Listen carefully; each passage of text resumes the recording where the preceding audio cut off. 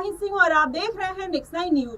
अनुसूचित जाति में सब कैटेगरी बनाकर लाभ से वंचित उपजातियों को वास्तविक लाभ पहुंचाने वाले सुप्रीम कोर्ट के फैसले को लागू करने वाला हरियाणा पहला राज्य बन गया है।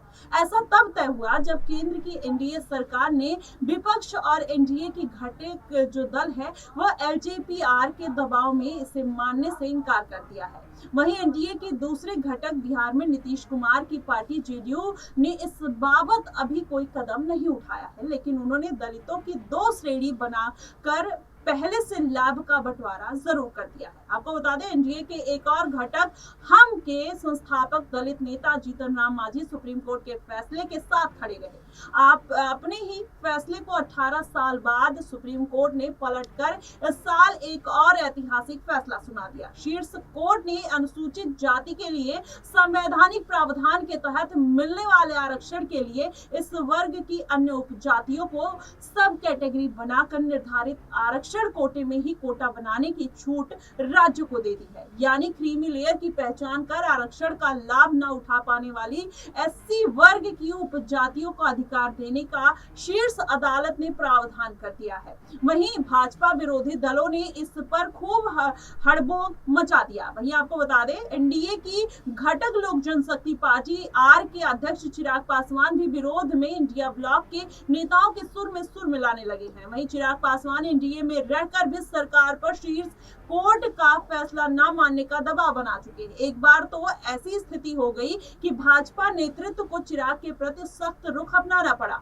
उनके 3 सांसदों के टूटने की अफवाह भी इस दौरान उड़ी। वहीं लोजपा के 2 धड़ करने वाले चिराग पासवान के चाचा पशुपति पारस की भाजपा में अचानक पूछ बढ़ गई। वहीं भाजपा ने बिहार प्रदेश अध्यक्ष दिलीप जायसवाल पारस से मिलने उनके दफ्तर पहुंच गए। वहीं दिल्ली से गृह मंत्री अमित शाह का पारस को बुलावा आ गया। उसके बाद चिराग को भी पेशी जेपी नड्डा और अमित शाह के पास हो गई। इस तरह उन्हें काबू किया गया। वैसे तो केंद्र में इसे संविधान के प्रावधान से अलग बताकर लागू करने से मना कर दिया गया था। विपक्ष की एससी के बहाने देखा जाए, सुप्रीम कोर्ट के बहाने सरकार की घेराबंदी, सुप्रीम कोर्ट के इस फैसले के विपक्ष ने संविधान पर हमला और आरक्षण खत्म करने की भाजपा की कवायद बताया। इस फैसले पर जनवरी 2024 तक भाजपा विरोधी खेमे में रहने के बावजूद नीतीश कुमार खामोश रहे और इसलिए संवैधानिक दायरे में यह कोशिश बिहार के सीएम नीतीश कुमार ने 2007 में ही महादलित मिशन और महादलित आयोग बनाकर शुरू कर दी।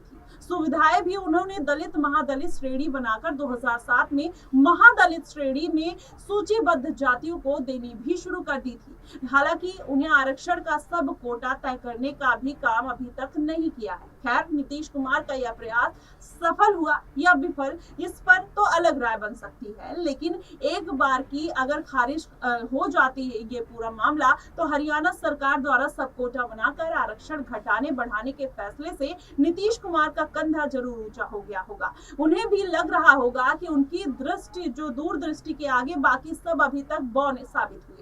जाहिर सी बात है कि बिहार में आरजेडी के नेतृत्व वाले इंडिया ब्लॉक को पूर्व की भांति ही हरियाणा सरकार के फैसले पर ऐतराज ही होगा। वहीं झारखंड और महाराष्ट्र विधानसभा चुनाव में विपक्ष इसको मुद्दा बनाए तो आश्चर्य भी नहीं होगा। विपक्ष हरियाणा सरकार के फैसले को आरक्षण खत्म करने की भाजपा की कवायद बता सकता है। आरक्षण और संविधान की नैरेटिव पर विपक्ष भाजपा को लोकसभा चुनाव में नुकसान पहुंचा चुका है। वहीं अगर देखा जाए गैर भाजपा दलों को इन 2 संवेदनशील मुद्दों पर 2015 के बिहार विधानसभा चुनाव में कामयाबी पहली बार मिली, तो इस साल लोकसभा चुनाव में भी विपक्ष ने भाजपा को इसी नैरेटिव से नुकसान पहुंचा दिया। वहीं क्रीमी लेयर तय करना है कि क्या है बीजेपी का एजेंडा, आइए जानते हैं।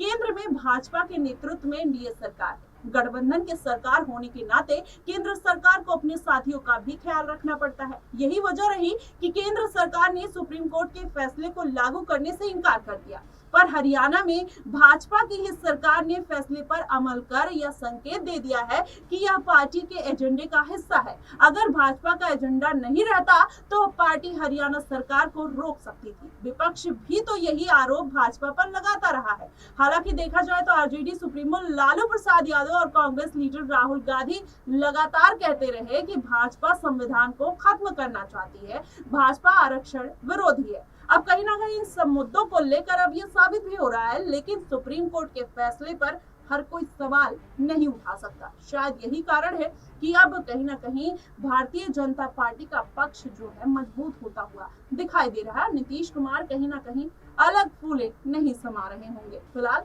इस मुद्दे को लेकर, क्रीमी लेयर को लेकर आपका क्या कुछ कहना है, आप हमें कमेंट बॉक्स में जरूर बताइएगा। फिलहाल के लिए बस इतना ही। देश और दुनिया की तमाम खबरों के लिए हमारे साथ बने रहिएगा नेक्स्ट 9 न्यूज पर।